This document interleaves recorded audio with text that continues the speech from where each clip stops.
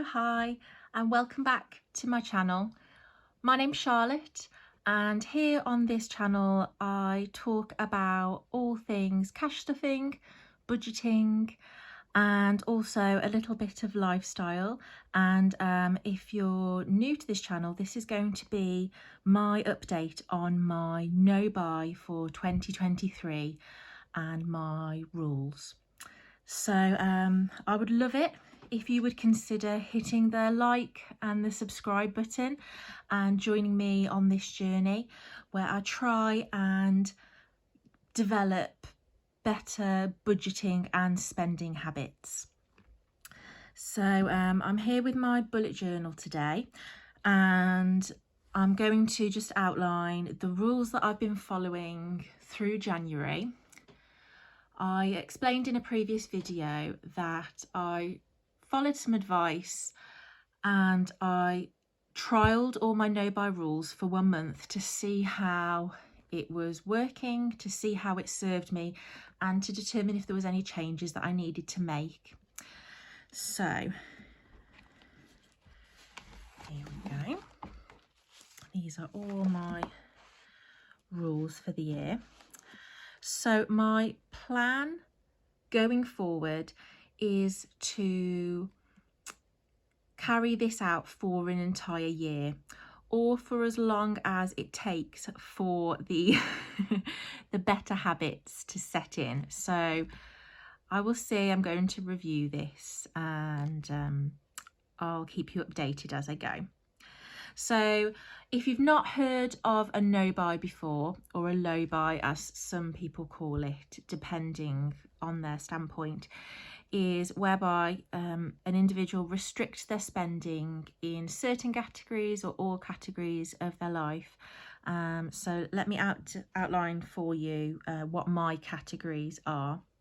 Historically, I've got quite a bad relationship with spending money, and that's something that I'm hoping that this shock to the system is going to change. So first category, well, it's 3 categories really, and these are the main 3 that cause me concern and areas that I want to get better in spending.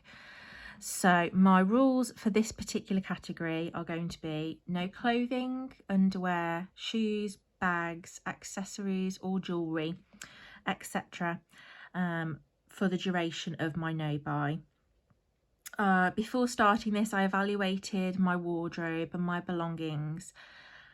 There's nothing that I can see that I really need, nothing that I feel needs replacing at the moment. So unless one, I drop an obscenely massive amount of weight, let's cross our fingers there, I can't see any reason why the massive amount of clothing would need to be added to at this point. Equally for skincare and makeup, I am a lover of nice skincare, not necessarily expensive skincare or makeup, but I do love indulging in skincare and makeup, and it really does tot up, and I've just got more than I feel one would ever need. So I have put a note here that this is my health and safety rule, and basically unless there is something that by owning it or not owning it would break this health and safety rule, I'm not able to have any duplicate items in the category. So what I mean by this is, if by keeping an item or if not owning an item is like a detriment to my health or is hazardous in any way, then I am able to discard that item and replace it. And the discarding part is quite important, because obviously that's why I've amassed such a massive amount of things in the first place, really. So a couple of examples I've written down. So I currently have 2 pairs of gym trainers, one that is a bit more worn than the other. So if I was to wear out a pair and they were no longer supporting my feet in the way that I need to carry out my workouts, then I must discard that item. However, I wouldn't be able to replace it because I have another pair of gym trainers, if that makes sense. If throughout the year I were to wear out both sets of trainers and both would become a danger to wear while I'm training at the gym, then of course then I would be able to buy one replacement for that category. Similarly for makeup and skincare, so if, heaven forbid, I develop a conjunctivitis, for example, and therefore my mascara, my eyeliner, any products that have come in contact with that infected eye would need to be discarded, then if I had no other backup in mascara, you know, or eyeliner, I would be able to replace that. But a spoiler alert, I definitely have more than one in both of those categories. So yes, I can discard those items, but at the moment I wouldn't be able to replace them until all my mascaras have been used up. So I hope that makes sense, really. Another note here is I can pay for tailoring or repairs. So we're talking clothing or shoes if needed. So if a pair of jeans I wear on the regular, if I lose some weight and they need altering, I can pay for that out of my budget. Equally, if a pair of shoes need rehealing, I can pay for that. That is okay in my no buy. The next one here says that I can buy clothes, shoes for my children within the budget. So I do have a clothing envelope that I, as I see fit, will stuff with funds out of my weekly budget. But at the moment, evaluating everything that my children have, they're doing pretty well for clothes and footwear. So I can only potentially see my children needing perhaps some new school shoes in the next couple of months. So that would come out of my school cash envelope, again, out of my budget. So if you haven't followed me before, I do follow a cash budget system. And there is a few of my other videos that outline the details of that if you want to check that out. So another rule here says that the item, if I were to purchase it for my children, it must be a needed item. I do have a tendency to, especially window shopping, I just see something that, just in case, I'll just get that just in case, and I want to really stop that impulse. So that's why I've outlined that in my no buy. So the next point, the next rule says no makeup, no skincare unless I have no other in that category. I must then use all that up, and that is before I can purchase a replacement. So you can see here I'm trying to adopt a one in, one out approach for things in each skincare or makeup category. So for example, at the moment, just before the new year, I purchased 3 of my favourite mascara. It's not an expensive mascara, just by a brand Essence, and I think it was on a 3 for 2. So I purchased 3, and every 3-4 months or so I use up one and go on to the next one. So within that category of mascara, I wouldn't be able to purchase any more until I'd used up every single one of the ones that I currently own. So I hope that makes sense. So that is pretty much everything under the category of clothing, skincare, makeup. So you can see they're quite rigid, they're very specific. So there's hopefully no shades of grey here, where I know whether I have or haven't broken any of these rules. So moving on to food. So under no circumstances am I to get any groceries delivered. I did get into quite the habit of, I think, just laziness. When my son was a baby, it was really helpful having the food being delivered to our home.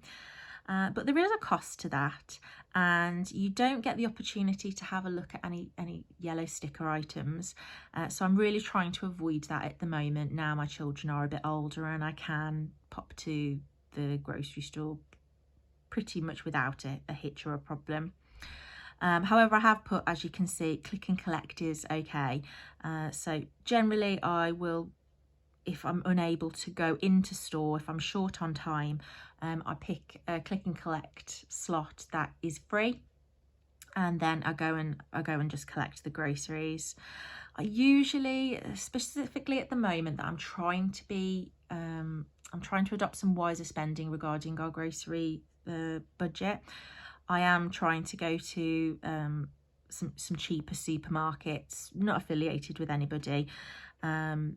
So I am trying to go to places that don't actually have a grocery delivery or click and collect option on purpose. So we'll see how that goes this year. So I've written in here that only one takeaway a month within budget. But here you can see, just in brackets, I've written kids may have a takeout, for example, like perhaps a drive-through McDonald's if they've been good, but that's to come out of their funds. So I have an allocated budget for my children for things that they might want, cakes, sweets. So, you know, a cheeky Happy Meal would come out of that budget if they wanted that. So I'm trying not to restrict my children. Of course, these are not healthy habits as such, but it is something, you know, we are human. From time to time my children might want a Happy Meal, and I'm okay with that as long as it's within the budget. Just a caveat to this, that through January we actually had a rule to say no takeaways at all, and I'm really pleased to say that we didn't break that. We didn't have a single takeaway or drive-through of any kind throughout January, and my husband's quite keen to carry that on for as long as possible.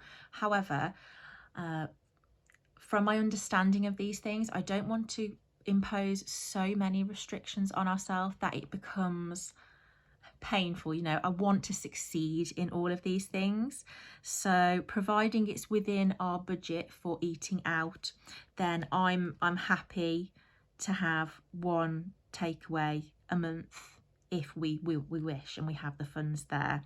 So that's the most important point really, if we have the allocated funds. So that's about takeaways. And also touching on that, no fast food and no drive-throughs. I got into an awful habit last year, and my husband also, of just going through the drive-through for a drink, for a coffee, for a soda, for, you know, for a Coke or something. And honestly, I would hate to think how much we spent over the year on those things, just mindless spending. I'm making a much more conscious effort to make sure I always have my water bottle with me, and trying to avoid those impulses to just go through the drive-through. Now, if you are familiar with my channel, you'll know that I do love a coffee, and I like to go and sit in a coffee house and enjoy a nice coffee with friends or with my children. But the most important point here is that I'm not to have any takeaway coffee within the rules of my no buy, and I'm only allowed to have a coffee in-house. So what I mean by that is I need to have the time available to go and sit and enjoy my coffee, whether that's with a friend. And that's really important because, again, I was getting into an awful habit of just picking one up on a whim, and it's not a cheap habit. And so by having this rule, it is really restricting, because I need to know that I've got the time that I can go and sit and enjoy a coffee. Also, you can see here I put maximum of twice a week.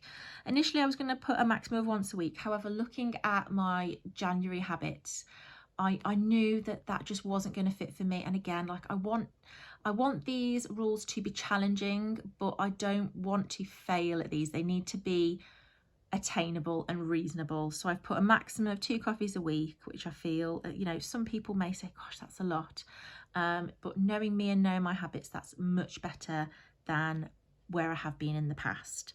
And again, as I've touched upon, no drive-through coffee of any kind. And you'll see here, the last point is I must use my own cup. So certain coffee houses and cafes have promotions or offers that if you bring your own coffee cup, you can have certain benefits. So the particular coffee house by me, they do an offer where for every coffee you purchase, you get a stamp or a point. When you purchase 9, you get your 10th free. Whereas if you bring your own reusable cup, you get 2 stamps for every. So in essence, every 5th drink you're getting free, if that makes sense.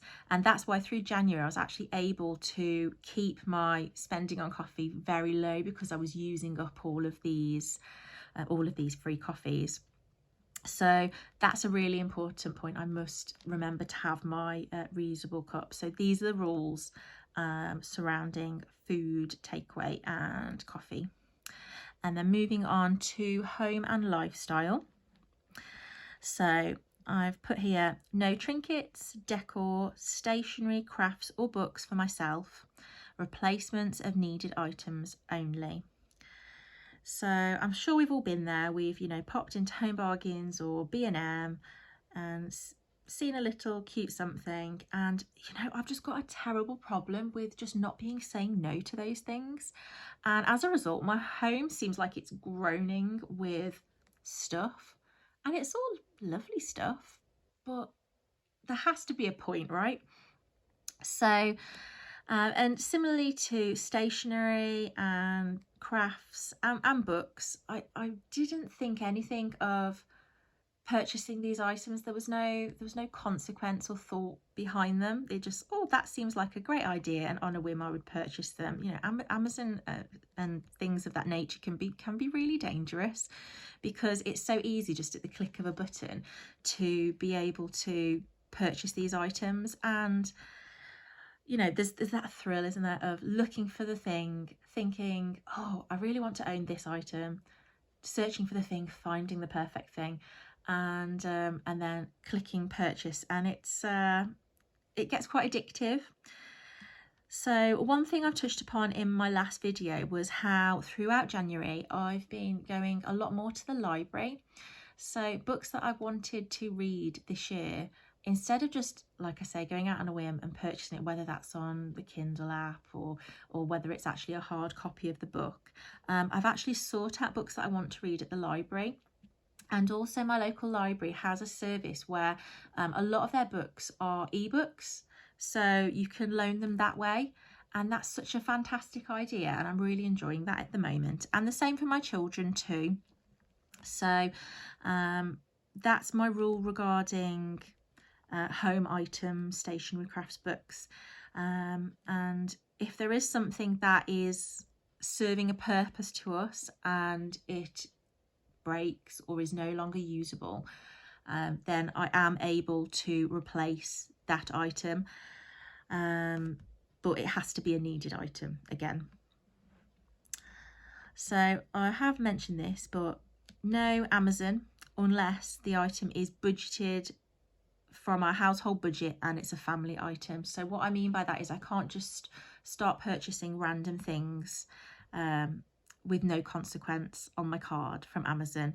I need to know that if there's something that the family needs, then there is funds in my household envelope budget to be able to cover that. So although it would be a card purchase, I could then take the cash out and put it back to bank. In essence, that money would be spent in the same way. I hope that makes sense. So yes, definitely I've over the years become quite terrible at on a whim purchasing things from avenues such as Amazon, and I really need to break that habit. So here I talk about furniture. So no furniture. However, I have put a note that I am allowed to purchase this year a new sofa. So we have 2 sofas. One we sit on all the time because of its location, and it is very much dying a death. We've had it for 7 years. So I could have very easily used that as an excuse to completely change the decor of our lounge, purchase 2 brand new sofas, but the reality is we don't need 2 brand new sofas, we just need 1. Looking on the sofa provider where we actually purchased our suite all those years ago, they still actually sell a type of sofa that would match and would fit in with our current decor for about £400. So we are looking to set the money aside in order to replace that at some point this year. So that would be allowed within the rules of my no buy. I've highlighted the need and when we have the funds that we will be making that purchase. Similarly, for a new mattress for our master bedroom and also my son's bedroom.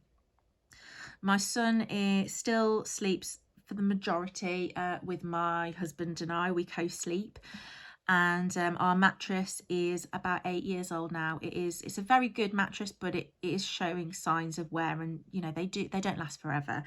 So we will be looking to replace that, but again, that's going to be quite a costly purchase.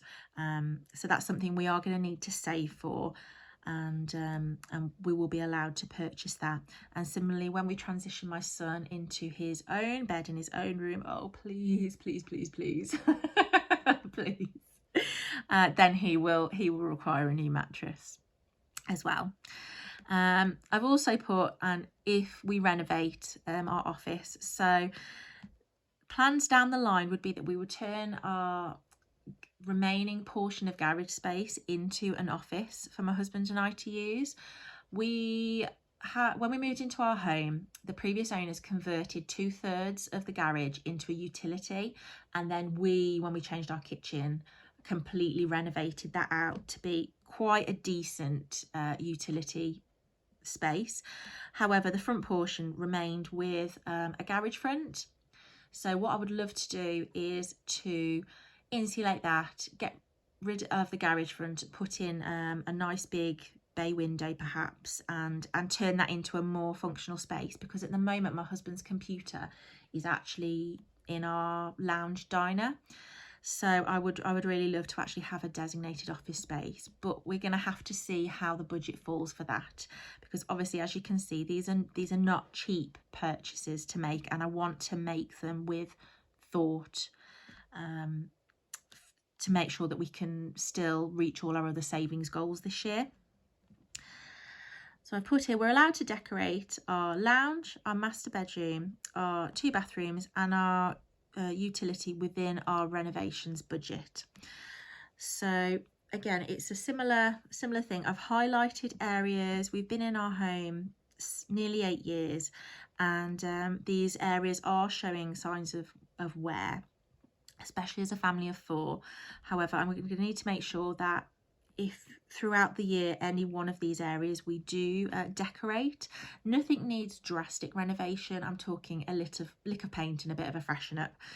And the bathrooms, we already have the funds and the budget and the plan to get 2 of our bathrooms decorated and renovated this year.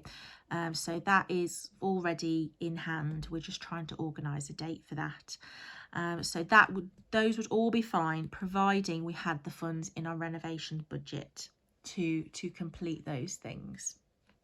Okay, I'm just going to move this up a little bit. So I've talked a lot about what I can't buy.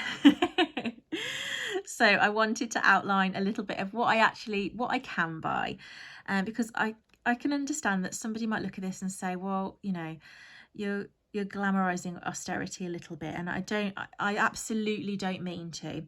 I'm just purely trying to shock my system into better spending habits. I can understand that there might be some people out there that say, I simply don't have the funds to have all of these frivolous things, but herein lies the problem. I can see that through my life I have been frivolous, and you know, there can be a level of shame attached to that, and I'm trying to do better, and that's what this channel is all about, and that's where the name of my channel came from, Charlotte Louise Tries. Just trying to do better. So what can I buy? I can buy experiences, maybe a gig ticket, or maybe an afternoon tea, or if there's an exhibit at the local museum or gallery, that would be fine. Events, so if the children want to go on maybe like an Easter egg hunt, or maybe we go pumpkin picking, that's something we do each year and enjoy, that's absolutely fine. We're able to go for meals out, but that has to be within our weekly budget and allocated for. So, you know, these things are absolutely fine, but they need to be budgeted, or there needs to be, they don't necessarily need to be planned to the nth. Obviously spontaneity can be a wonderful thing, but there needs to be fun there. There can't just be an unlimited free-for-all for these topics. I still need to keep it reasonable so I can achieve my savings goals this year. I can purchase gifts for others. Again, that would be within my gift giving budget. I have an envelope for that, and each week I try and set a little bit aside. I've also made a huge list of all the people that I know and love and people who I do gift for, so I can better plan. There are certain months in the year that have more birthdays, for example, than others. July and December are quite heavy for me, so knowing that, I can plan and allocate my weekly budget accordingly so that I can gift to those that I care for. I am allowed to have my hair cut. At the moment I have my hair cut about every 7 to 8 weeks, and that's working quite well. I have shorter hair, so it is something that I want to keep, and I don't have any other beauty treatments of any kind. I don't have my nails done. I can't have a manicure for my work. I'm not able to. So I don't do my nails. I don't do my lashes or my brows. All of those things I upkeep at home.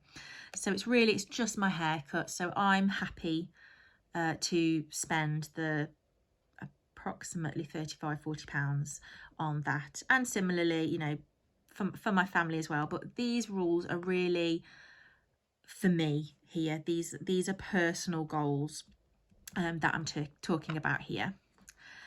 And here is one that I felt was really important to put in, because obviously I've explained, I feel like my home, my wardrobe, it's groaning with, you know, full of things, and I want to evaluate and assess to see if there's any of those things I can declutter. But here's the caveat: I may not declutter an item in order to purchase something new. And that's something that I've fallen into the trap before of, oh, I'll just get rid of all these things and then I have an excuse to buy something new, right? So I can't do that within these rules. If I declutter something, I need to be absolutely sure that it's not a needed item, it won't serve me, and it doesn't give me the caveat to go and purchase something new. So that is pretty much all of my rules that I've outlined for my no buy. I hope to do this for as long as it takes for the new habits to set in. I'm thinking at least 6 months, possibly a year.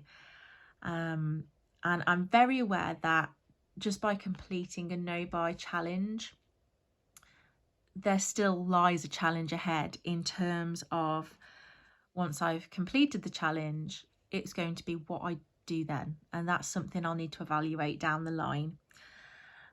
So I will finish this video on just a lovely quote that I found, and it basically says, start where you are, use what you have, and do what you can.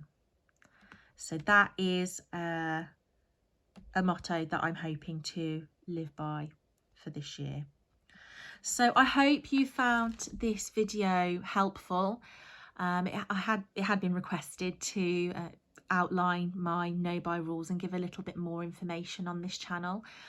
So I really hope you found that interesting. I hope you have a wonderful day, and I hope to see you in the next one. Okay. Bye.